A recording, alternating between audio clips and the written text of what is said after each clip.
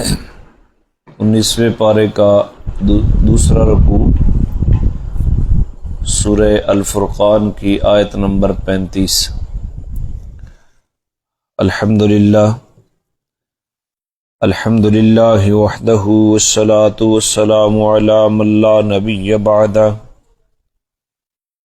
وعلی آلہ واصحابہ الذین اوفوا عہدہ، اما بعد فاعوذ باللہ من الشیطان الرجیم، بسم اللہ الرحمن الرحیم۔ وَلَقَدْ آتَيْنَا مُوسَى الْكِتَابَ وَجَعَلْنَا مَعَهُ أَخَاهُ هَارُونَ وَزِيرًا فَقُلْنَا اذْهَبَا إِلَى الْقَوْمِ الَّذِينَ كَذَّبُوا بِآيَاتِنَا فَدَمَّرْنَاهُمْ تَدْمِيرًا۔ سبحان ربك رب العزة عما يصفون وسلام على المرسلين والحمد لله رب العالمين۔ سبحانك لا علم لنا إلا ما علمتنا إنك أنت العليم الحكيم۔ رب اشرح لي صدري ويسر لي أمري واحلل عقدة من لساني يفقهوا قولي، رب يسر ولا تعسر وتممه بالخير وبك نستعين، اللهم إنا نسألك علما نافعا ورزقا واسعا وعملا متقبلا۔ درود شریف پڑھ۔ اللهم صل على سيدنا محمد وعلى آل سيدنا محمد افضل صلواتك بعدد معلوماتك وبارك وسلم۔ اللهم صل على محمد النبي الأمي وعلى آله وسلم تسلیما۔ 19ویں پارے کا دوسرا رکوع سورہ الفرقان کی آیت نمبر 35 ملی جی؟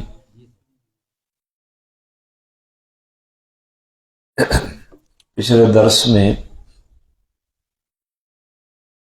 یہ چیز بیان ہوئی، ایک شکوہ کہ جو لوگ آخرت کے قائل نہیں ہیں وہ یہ کہتے ہیں کہ ہمارے اوپر فرشتے کیوں نہیں نازل ہوئے، یعنی جس نے نبوت کا دعویٰ کیا ہے محمد صلی اللہ علیہ وسلم، وہ بھی انسان ہے اور ہم بھی انسان ہیں، ان کے اوپر فرشتے نازل ہوتے ہیں اور ہمارے اوپر فرشتے نازل نہیں ہوتے، کیا وجہ ہے؟ یا وہ کہتے کہ ہم اپنے رب کو کیوں نہیں دیکھ لیتے؟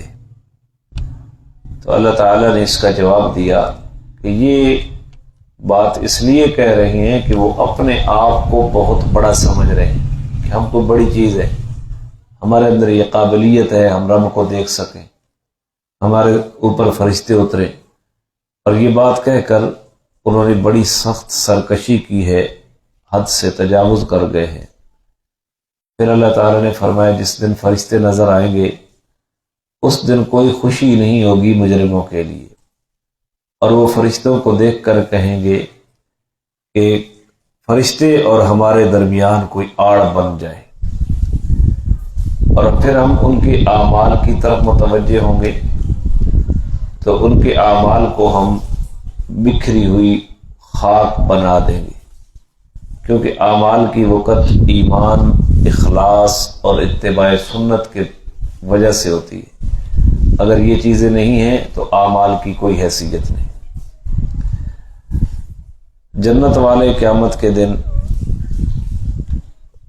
عارضی رہائش گاہ کے اعتبار سے بھی بہت اچھے ہوں گے اور مستقل ٹھکانے کے اعتبار سے بھی بہت اچھے ہوں گے، اور جس دن آسمان پھٹ جائے گا بادلوں سے اور فرشتے نازل کیے جائیں گے، اس دن سچی بادشاہی رحمان کی ہوگی، اور وہ دن کافروں کے اوپر بہت سخت ہوگا۔ پھر ظالم لوگ جو ہیں وہ اپنے ہاتھوں کو کاٹیں گے افسوس سے، اور کہیں گے کہ کاش کہ میں نے رسول کا رستہ اپنایا ہوتا، اور ہائے افسوس کہ میں نے فلاں کو دوست نہ بنایا ہوتا جس نے قرآن و سنت آنے کے بعد مجھے گمراہ کر دیا۔ اور شیطان تو انسان کو وقت پر ہی دھوکہ دے دیتا ہے، اور پیغمبر علیہ الصلوۃ والسلام اللہ کی بارگاہ میں ایک مقدمہ کریں گے کہ اے میرے رب، میری اس قوم نے قرآن کو چھوڑ دیا تھا،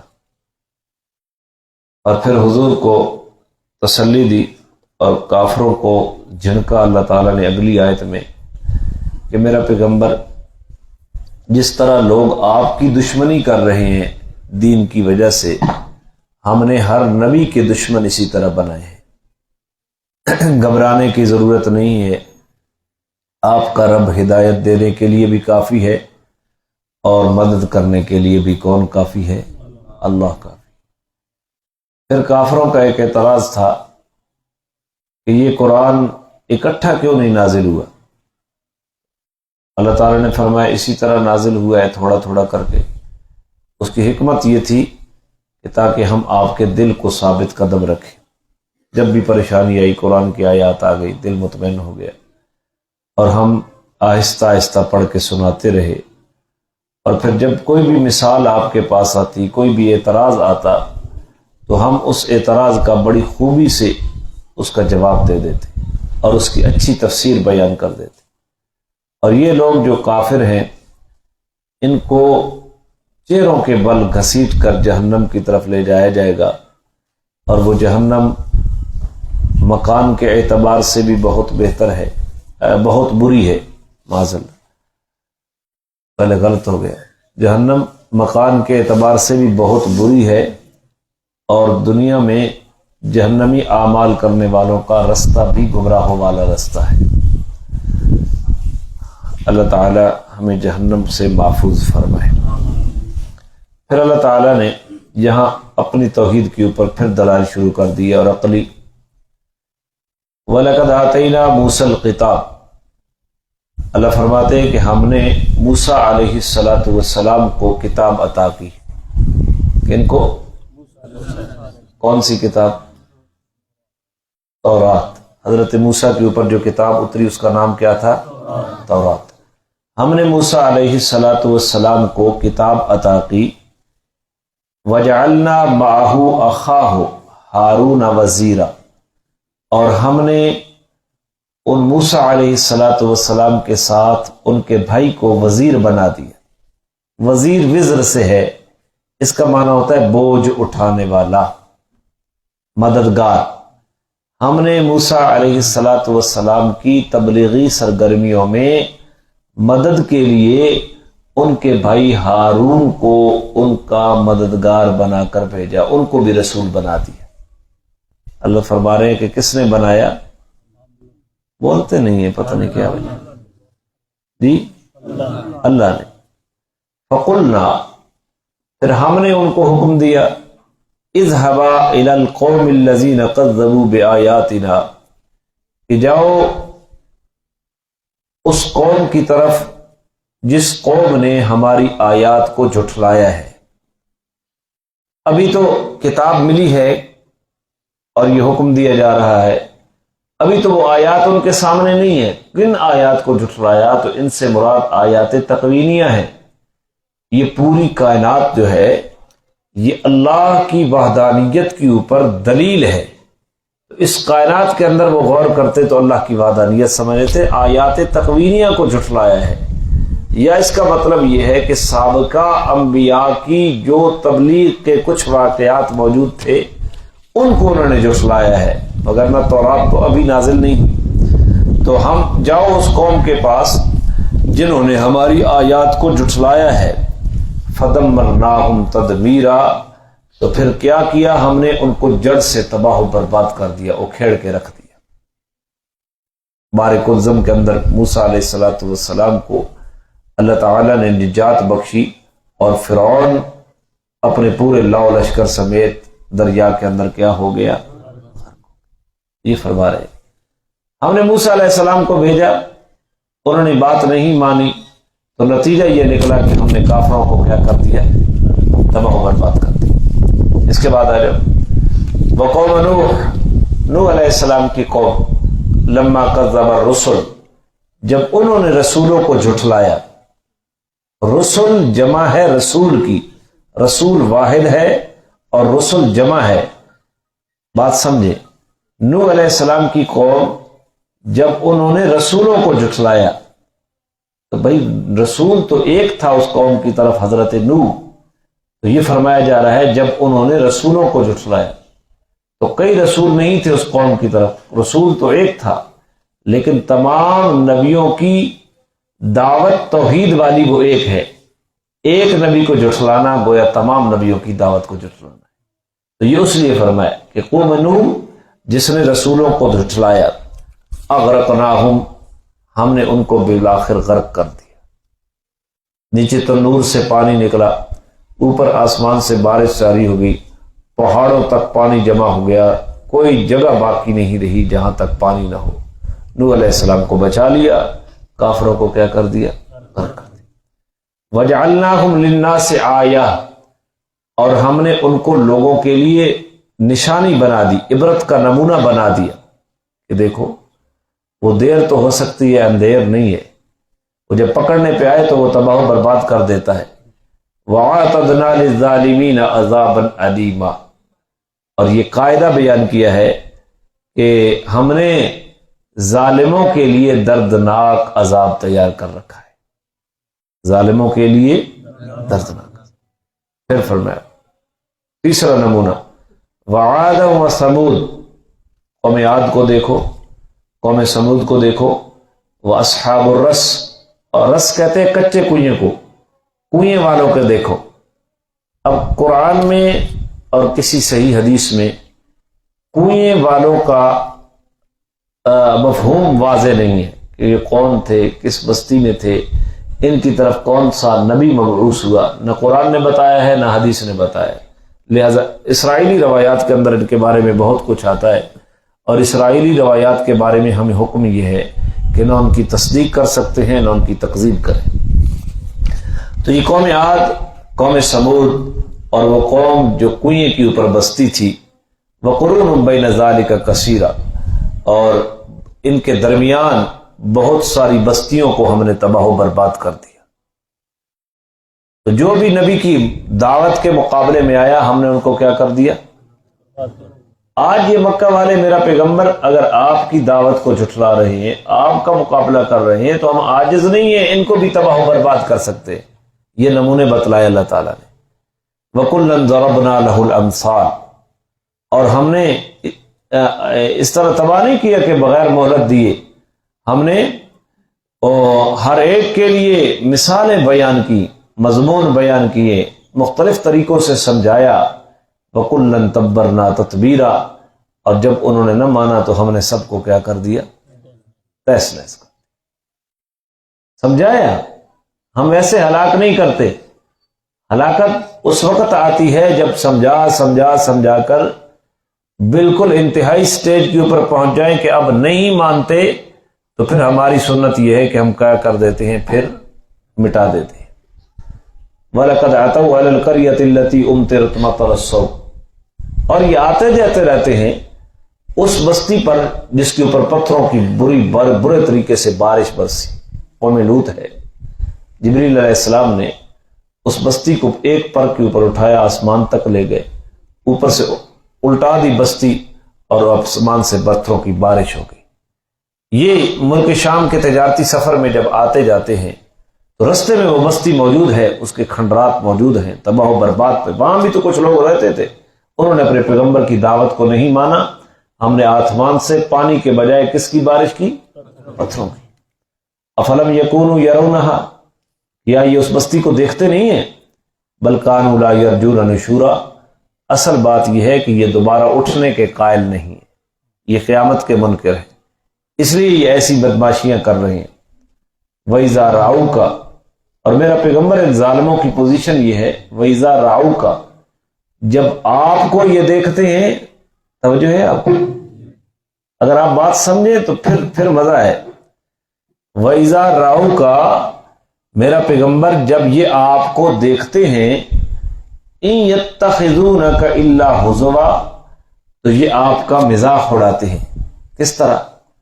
اھذا الذی بعث اللہ رسولا، کیا یہی ہے جس کو اللہ نے رسول بنا کر بھیجا؟ اور کوئی نہیں ملا اللہ کو رسول بنانے کے لیے. کس کو کہہ رہے ہیں جی؟ ہمیں تو آج تک کسی نے کچھ نہیں کہا، تو پھر بڑے اچھے ہیں. یہ پیغمبر کو کہا جا رہا ہے ہمارا تو دین کے اوپر کچھ بھی نہیں لگا، ہمیں کسی نے کچھ نہیں کہا. تو پیغمبر کو دیکھتے مذاق اڑاتے، کہتے یہی ہے جس کو اللہ تعالیٰ نے اپنا رسول بنا کر بھیجا، اور کوئی نہیں ملا تھا اس کو.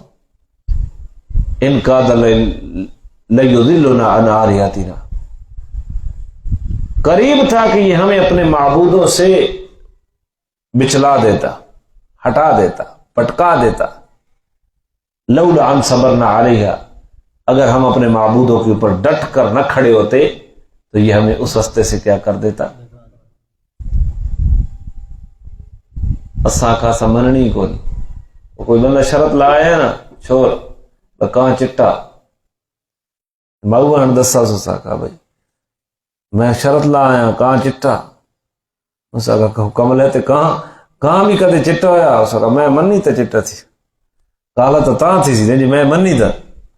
تو اللہ تعالیٰ یہ فرما رہے ہیں کہ یہ کہتے کہ اگر ہم ڈٹ کے نہ کھڑے ہوتے نا بس جو بھی ہے ہمارے معبود یہی ہے، تو یہ تو ہمیں بھی بچلا دیتا، اپنے معبودوں سے ہٹا دیتا.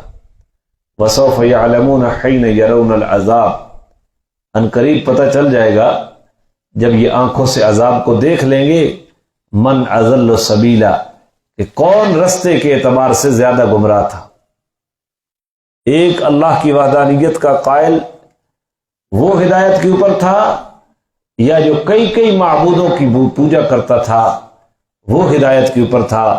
بس آنکھیں بند ہونے کی دیر ہے، پتہ چل جائے گا کہ کون زیادہ گمراہ تھا.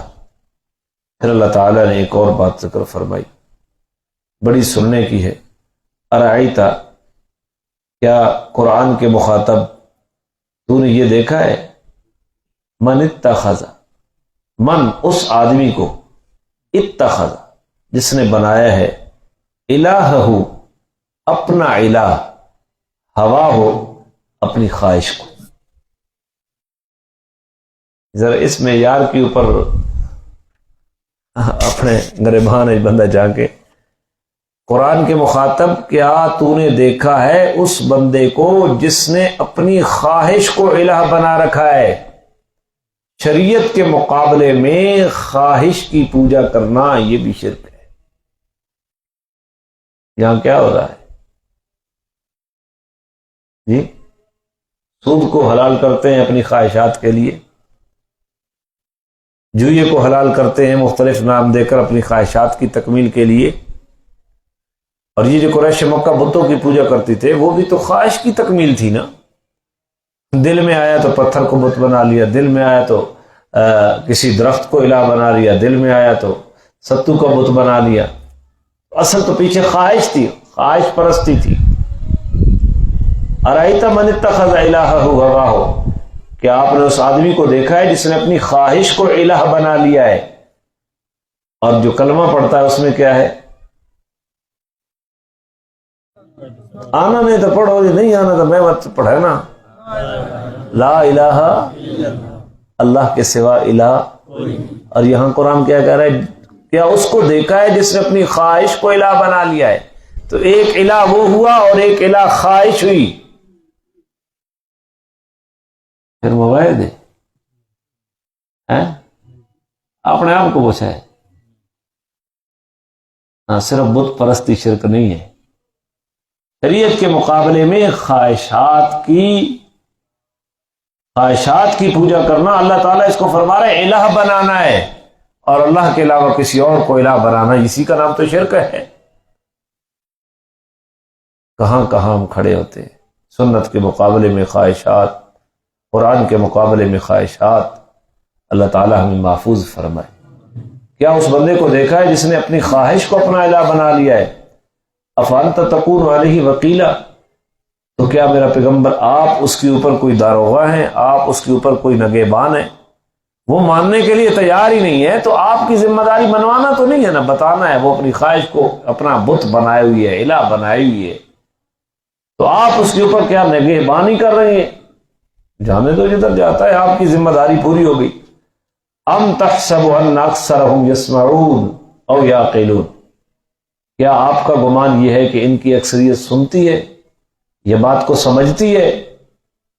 انہم الا کالانعام، نہیں، یہ تو جانوروں کی طرح ہیں، یہ تو بل ہم اضل سبیلا، بلکہ جانوروں سے بھی یہ رستے کے اعتبار سے بدتر ہیں، گمراہ کون ہے۔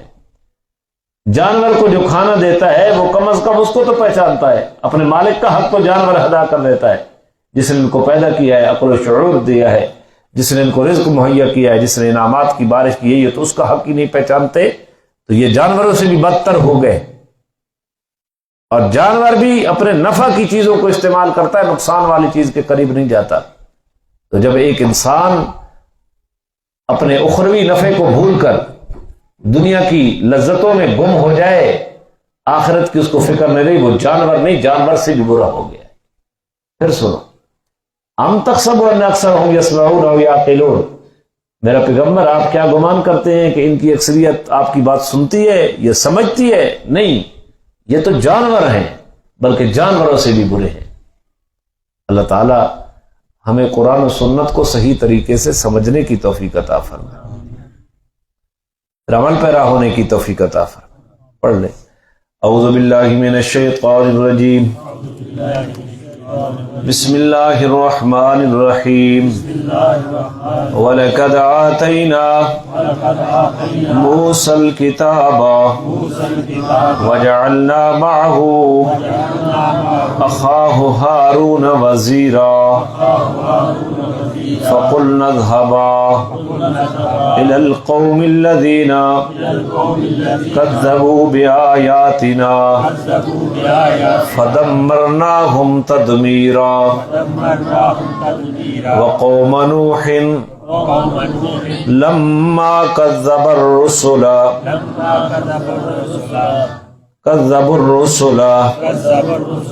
أغرقناهم وجعلناهم للناس آية وأعتدنا للظالمين عذابا أليما وعادا وثمود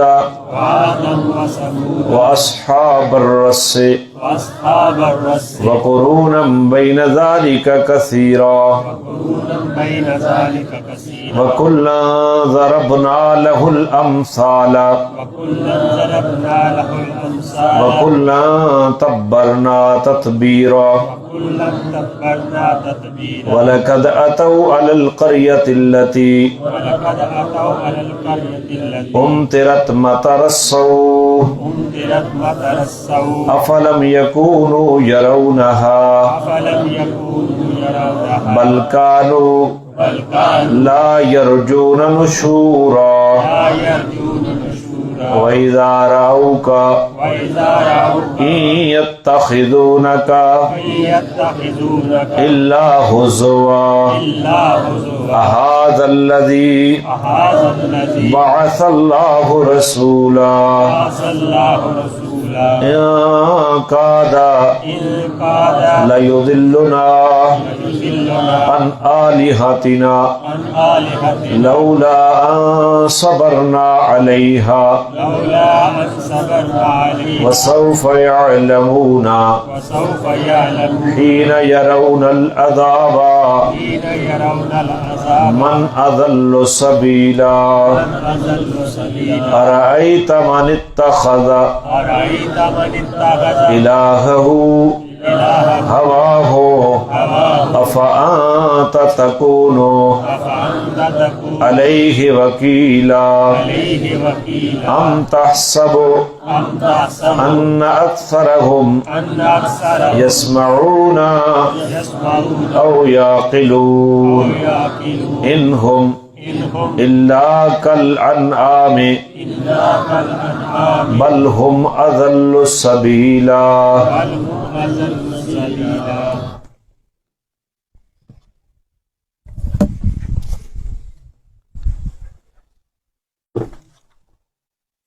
بھائی واجبات نماز کی بات پڑھ رہے تھے. نماز کے اندر واجب اگر بھولے سے رہ جائے تو پھر کیا کرنا ہے؟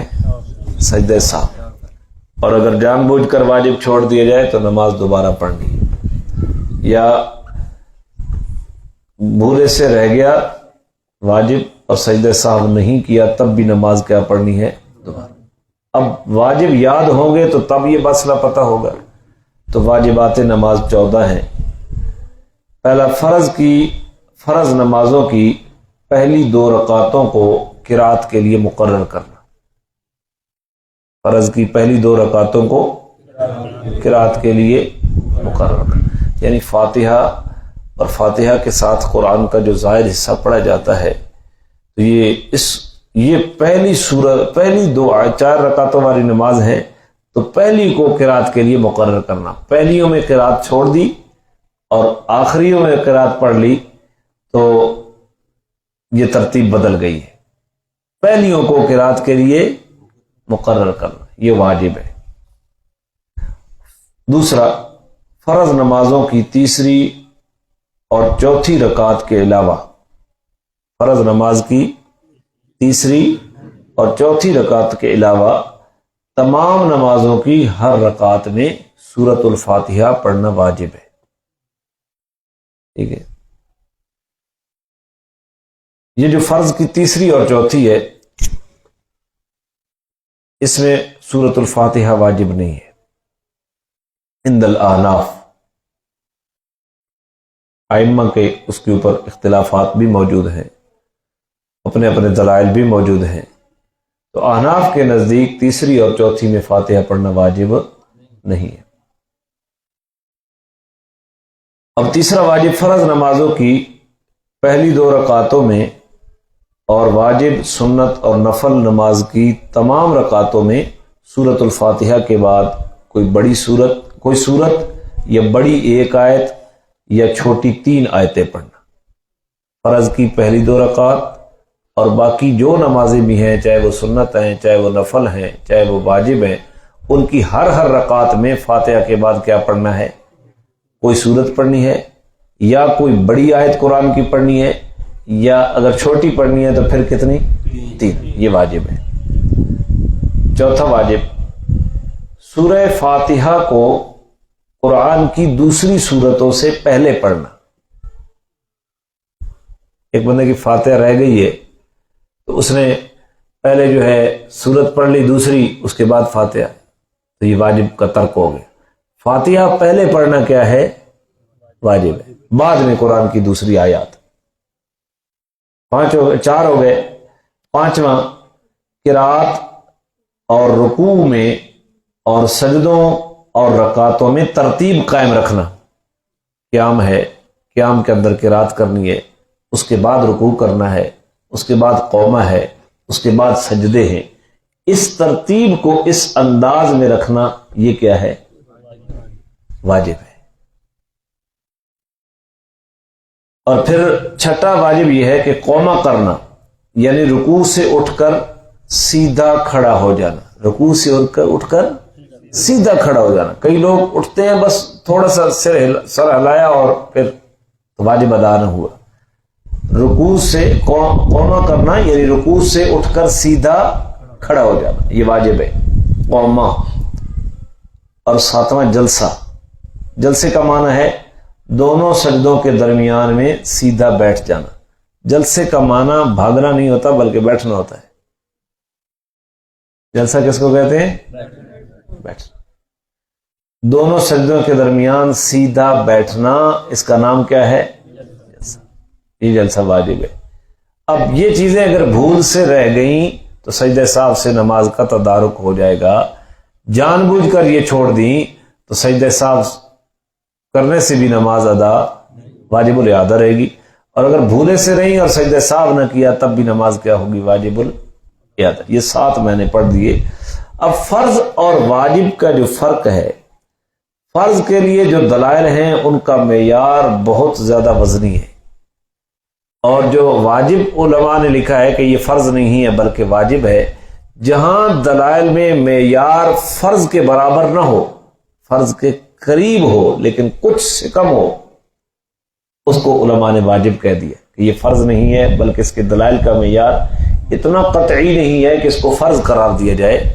تو اگر کہیں کمزوری نظر آئی لیکن یہ بھی نظر آتا ہے کہ اس کی اہمیت بہت زیادہ ہے، یہ فرض کے قریب ہے، تو کمزوری کی وجہ سے اس کو کیا کہہ دیا؟ واجب کہہ دیا۔ تو یہ اصول فقہ میں یہ ساری باتیں نظر آتی ہیں۔ تو یہ 7 ہو گئے، اور 7 انشاءاللہ اگلی درس کے اوپر پڑھ